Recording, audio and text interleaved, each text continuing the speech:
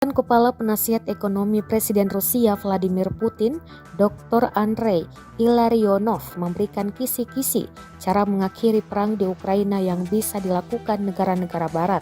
Menurut dia, sebuah tindakan embargo nyata pada energi Rusia dapat menghentikan perang di Ukraina.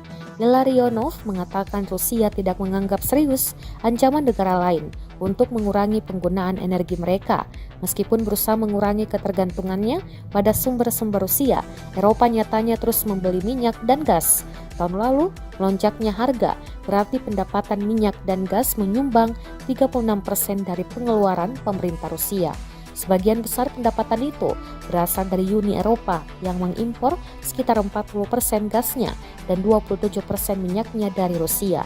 Pekan ini, seorang diplomat top Uni Eropa, Josep Borrell, mengatakan bahwa Uni Eropa membayar 1 miliar euro kepada Rusia setiap hari untuk energi yang mereka berikan.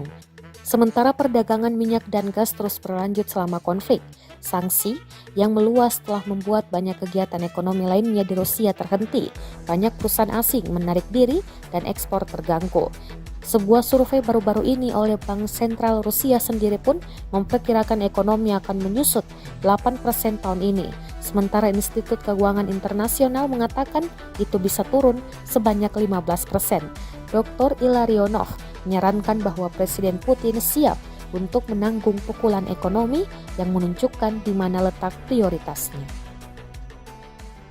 Terima kasih sudah nonton. Jangan lupa like, subscribe, dan share ya.